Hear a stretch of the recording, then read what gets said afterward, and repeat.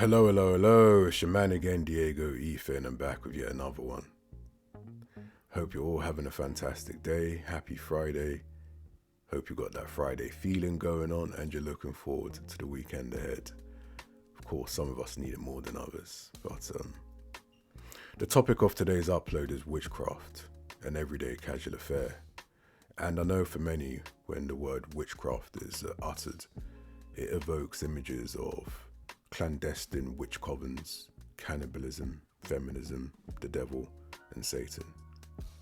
Well, according to Encyclopedia Britannica, witchcraft, defined, exists more in the imagination, but it has constituted for many cultures a viable explanation of evil in the world. Now, many of us know of the witch trials that used to happen in places like Salem, Massachusetts, and of course in England and in France and so on and so forth. But really and truly, the reality is that witchcraft is actually far more simple than people might actually realize. And really, it's altering the state of another person's imagination, or at least influencing a change in the imagination. And in many cases, you can argue for the good or the bad. Now, I mean, the reality is someone that gives you a compliment, maybe even takes time, looks you in the eye, and really gives you a heartfelt compliment. Some may think that that's ridiculous to call that witchcraft, and in many ways I will leave it in the balance as to whether people think it is witchcraft or not. But the one area that we're probably most concerned with is the negative side of it.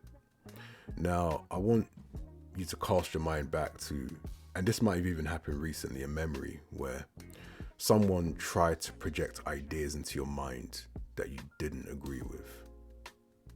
And you offered or asserted some form of resistance because you didn't identify with it, but they might represent the projection and really want to make sure that that negative influence permeates. Another example, someone may be just interacting with you normally.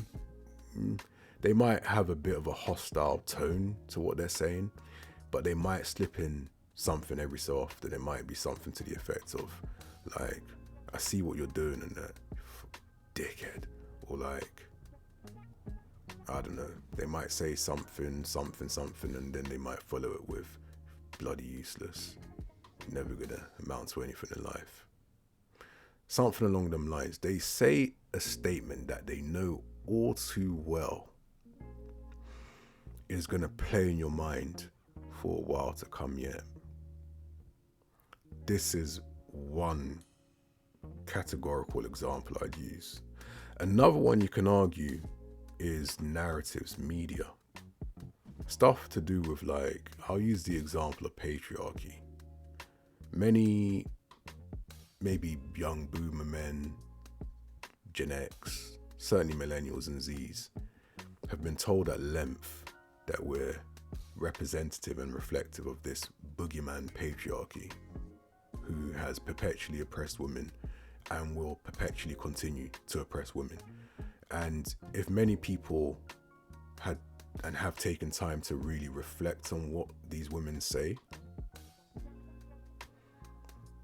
to use a Nigerian expression, it sounds like a cut and join story, a cut and join narrative. The reality is, the women who perpetrate certain behaviors in the name of feminism have been lied to, okay? They were told a narrative that really took root from the start of the 90s, that they were girl bosses and they needed to up the ante, increase their presence even more in major arenas in everyday life, in the name of making up for what their female ancestors had to go through. Now, it's very problematic because this is, for the large part, an American narrative. But of course, with America's influence coming out of World War II, its influence has been very wide-reaching. Its tentacles, very wide-reaching, such that, of course, growing up in the UK as a a British second generation African man. There are people that will tell me that I used to oppress them, and they're appropriating narratives of a different culture and superimposing it on me, typically because there is some benefit to be had or some agenda that might see that person better off, whether that's to make me feel bad about myself, or whether it is to get me to part with some form of energy exchange or some resource of one form or another. And the sad thing in it all is that these were based on lies. The women that told their daughters at the start of the 90s that they'd been oppressed were actually the beneficiaries of many initiatives designed to radically increase their numbers in the working environments and in many areas of everyday life, many arenas in everyday life. What they've managed to do is use that as the nexus for tensions. I'm not going to call it a gender war, but tensions between the genders. Now, many people have found themselves as rebels without a cause. But the reality is, are they really rebels if society was designed and social engineering was set and configured in such a way that it would produce said outcomes? They may have not been entirely predictable, but if we're looking at it, cause and effect, largely probable, let's face it. The people that fell under the sway of these narratives have been on the receiving end of systemic witchcraft, if I'm being honest.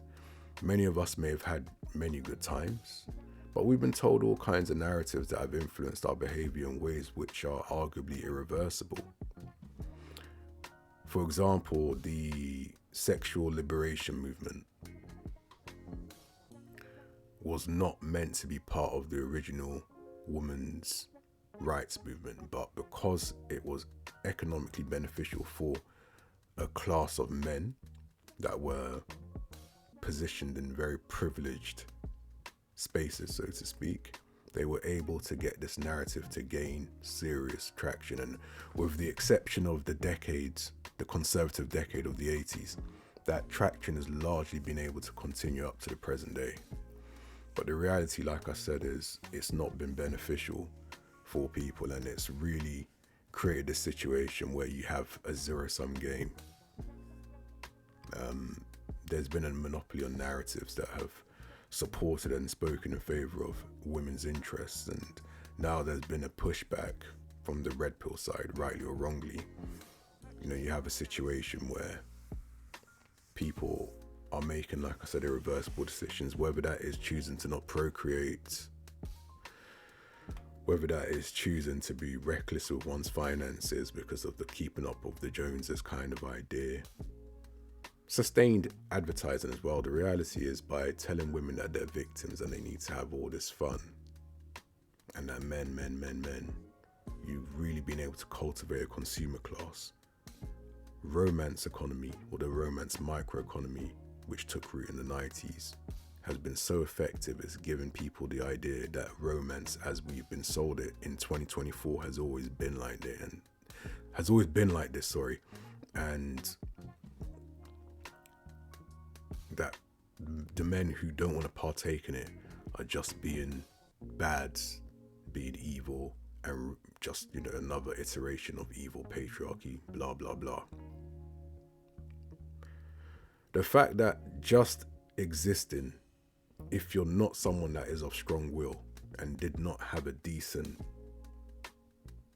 exposure growing up, where you were taught to have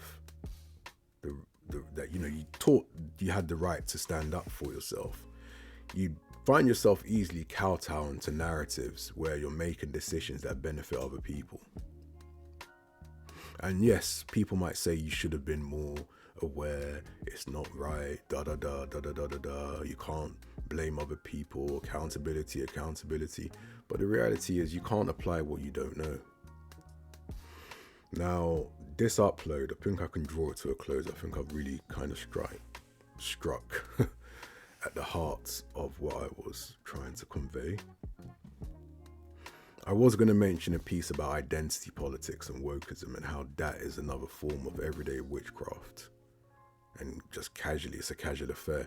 But I'm going to do that on another upload. Really and truly, this upload was more like a stream of consciousness. Essentially, I wanted to follow through with my promise, and it's a bit of an off-the-cuff upload, but I hope it does add value. It gives you a bit of an insight and perspective. And until next time, I hope you have a great day, a great weekend. Take care now.